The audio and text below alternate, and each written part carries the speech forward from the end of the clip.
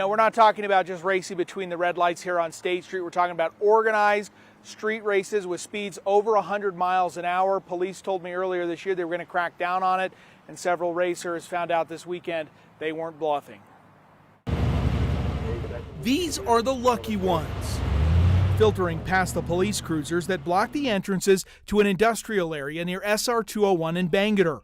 The unlucky ones had to sit and wait for cops to tell them their fate. We'll see what happens. Troy was one of the unlucky ones. It's hard to do it anywhere else besides like streets because they shut down the other racetrack. Troy says he came out here to race and maybe just impress his date. I brought her along because this is like our first date, so yeah. One hell of a first date. I guess so, yeah. But the police weren't impressed. The kids see what's happening in the movies and think that, I'm untouchable. Troy's car was one of 11 to get impounded this weekend. It's Fast and the Furious here in Salt Lake City. UHP and Salt Lake City police had eyes on the races and moved in with force. If they get caught, they get their car impounded.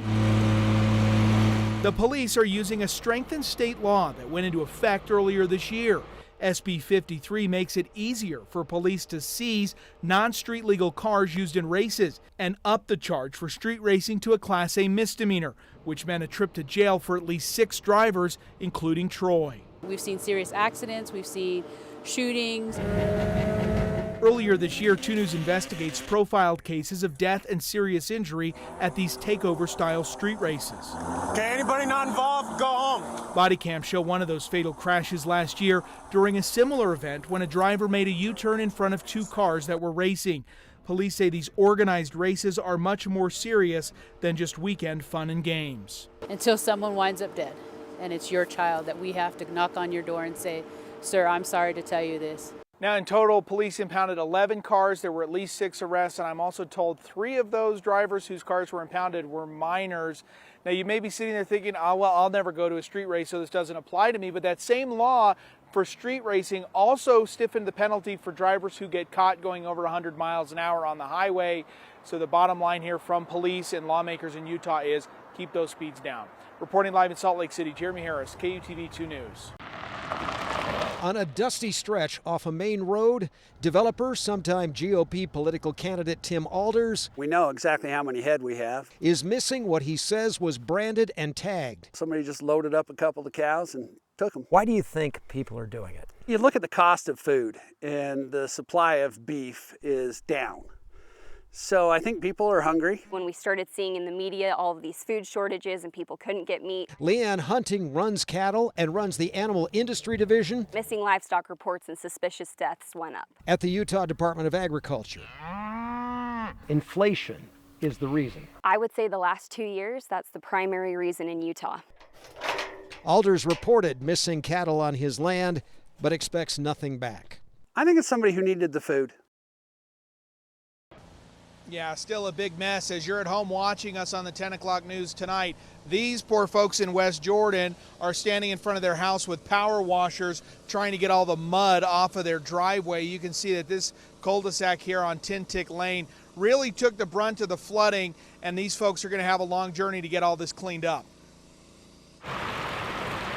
This is not what you want to see and hear in your neighborhood. It's crazy. But for this area of West Jordan, the water just kept coming. It was all the way full and it wasn't draining, so they have people down there raking it out. Tintic Lane was the bullseye. So much rain. It flooded with muddy water to the point where neighbors could do little more than watch and wait. It's time to go for a swim. Well, not all of them. It's deep water, and we just let's go get the kayaks, let's have some fun.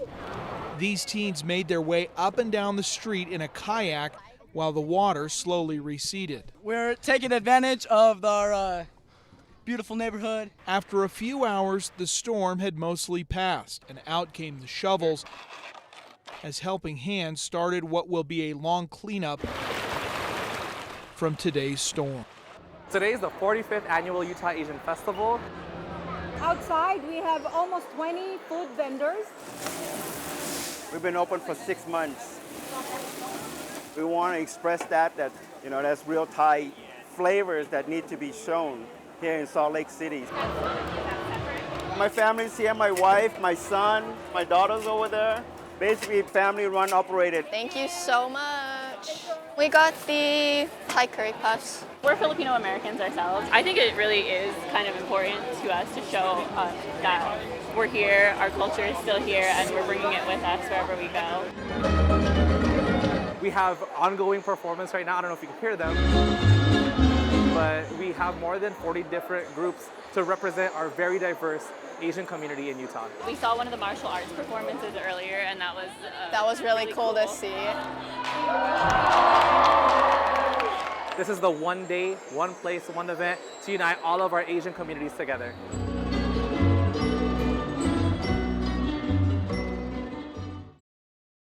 Our 2 News photographer Kennedy out in the snow tonight, and she is getting it as it falls hard in downtown Salt Lake City.